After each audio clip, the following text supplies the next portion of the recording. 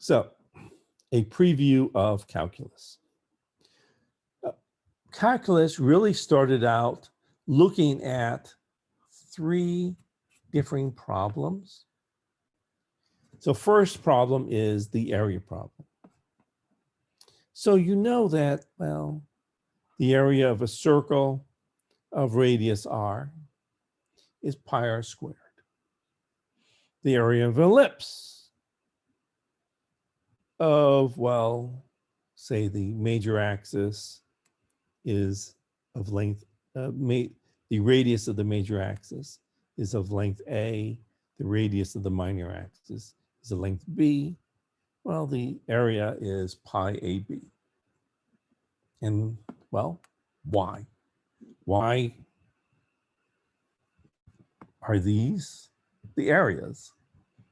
It's not obvious at all why those are areas of a circle of an ellipse, or worse, suppose I have some curve, and let's do this relative to some coordinate system. And so suppose that this is some function, the graph is some function, y equal f of x. And suppose I want to find the area under the curve, y equal f of x, between the points A and B. How do I figure this out? Well, that will be one area. There'll be one part of this course that we'll be trying to look at. How do I determine this area? Well, it turns out that the answer to that will somehow involve this concept of the integral. And the part of this course that will be answering that is integral calculus. Chapters 4 and 5 of this course will be trying to answer this question. What's the area under the curve? This was actually the first questions that people were trying to answer. This is from, well, Archimedes. And so this original question was looked at by Archimedes.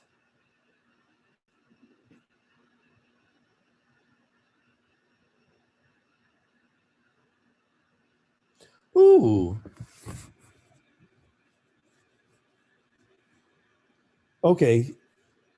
I'll have to see what's going on. Okay. Someone just sent me a message in chat saying that they tried to enroll in the course, but it says that it ended and enrollment is closed. Okay, so I'll try to debug that later today. Yeah, and figure out how to, I'll have to figure out how to do that. Okay, so I'll try to see what's going on. So that's a thing for me to try to figure out what's going on. Okay, so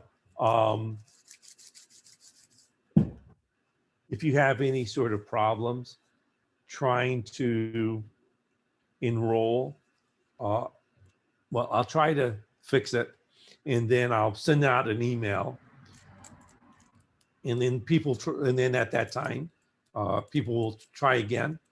And if it's unsuccessful, send me an email, and I'll try. I'll try it again. So obviously, there's something wrong going on. Okay. So I'll try to get that done after class as soon as possible. Okay, so the area problem will be solved by looking at, by studying integral calculus. Next, the tangent problem. Well, we know that if I have 2 points, say x1, y1, and x2, y2, and suppose x1 is not equal to x2, then the slope of the line passing through those 2 points is just y2 minus y1 over x2 minus x1. Now the question is, well, suppose you have some sort of curve here. And suppose that I look really, really close. So suppose I have some point here and I zoom in. As I zoom in closer and closer to closer, so just take sort of a magnifying glass. So if you look at this, well, the curve looks something like that. I'll just look here. The curve looks like this. Zoom in even more. As you zoom in more and more, this curve here, closer and closer, looks like a line. And so this line that we get by zooming in closer and closer, it's called the tangent line. It is the best linear approximation to the curve. Can we figure out the best linear approximation to the curve? Well, in order to answer that question, we'll have to look at the concept of a derivative. And that's the first part of, well, actually, the second part of this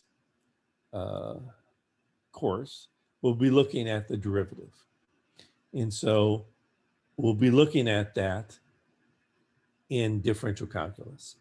So the part of this course that tries to answer this tangent problem is differential calculus. One of the questions that we'll be looking at is, what is the slope of this tangent line?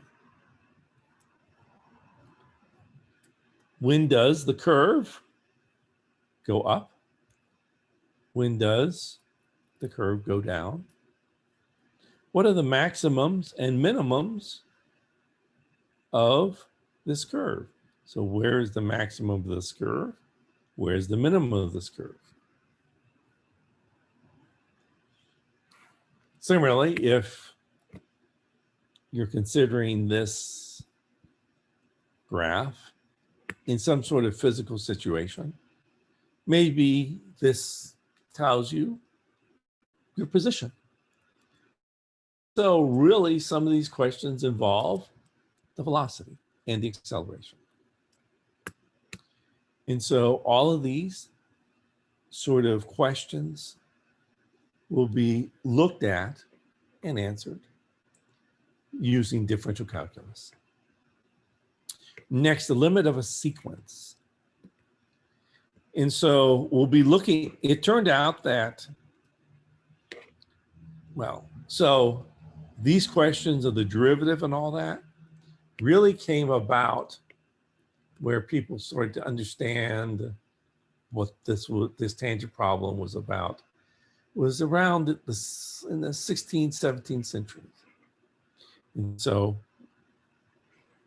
around 1600 is when people started to more or less figure out what was going on here. The limit of a sequence. And so the reason that it took a long time for people to answer these types of questions is because, well, we had a series of problems conceptualizing the idea of a limit. In particular, the limit of a sequence, but in general, limits in general. And so let me first give you, well, two of Zeno's paradoxes. And so Zeno was a philosopher around towards the end of the first century, actually second century. And so let me give you Zeno's second paradox, which is, we can formulate Zeno's second paradox as a race between Achilles and a tortoise. And so Achilles wants to race a tortoise. And well, to be fair, we'll give the tortoise a little bit of a head start.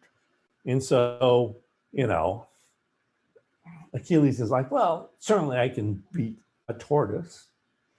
You know, the tortoise is not going to be going very fast. So I'll give, you know, maybe I'll let the tortoise have 10 feet head start. And then we'll all start to race. and see who gets there first, to the finish line first. And so Achilles starts, you know, the gun, of course, back then they didn't have a gun, whatever, you know, the gun goes off and they both start racing down the racetrack. And so Achilles starts to proceed down the racetrack, and the tortoise slowly starts to crawl. And well, Achilles looks down and sees, oh, well, there's the tortoise. So I need to go to that spot in order to catch up with the tortoise. And so Achilles quickly runs to that spot. But when Achilles gets to that spot, the tortoise is slowly moved to a different spot. This tortoise is slowly moving. And so Achilles now has to run from his current position to the new spot that the tortoise is at. And so he runs to that position. But again, when he gets to that position, the tortoise has moved ahead yet again. Therefore, Achilles can never catch up to the tortoise, because every time he tries to catch up to the tortoise has moved ahead. And so Achilles can never pass the tortoise. Of course, this makes no sense, because we know by physical experience that if you have a fast runner and you have something that's nearly stationary but barely moving really very slowly, then you're going to pass it. Why you're able to pass someone? So if anything is in front of you, this sort of paradox says, if you're both going in the same direction, you're both running in the same direction, the guy who has a head start always wins, will never be passed. And that doesn't make sense physically, because we know that doesn't happen in real life. So that's why it's called a paradox. Next, let's look at Zeno's first paradox, which can be thought of as follows. Zeno starts and he sees a wall and he wants to walk towards the wall. And so the wall, of course, is fixed and stationary. And so Zeno sees, well, okay, well, I'll walk towards the wall. So he walks to the wall till he gets halfway to the wall. He goes, okay, well, I've gotten halfway to the wall. Now I'll walk again. He walks again till he gets halfway to the wall. Well, he still hasn't made it to the wall. He walks again another halfway to the wall from where he started. Each time he gets closer to the wall, but he never actually gets to the wall, because each time he can only go halfway. And so he's only able to get halfway to the wall each time. And he's never able to actually get past the wall. And so, so that's Zeno's paradox, because no matter what he does, he's never able to get actually to the wall, because he can only get halfway to the wall each time. Sorry, there was a small little computer crash here. Oh,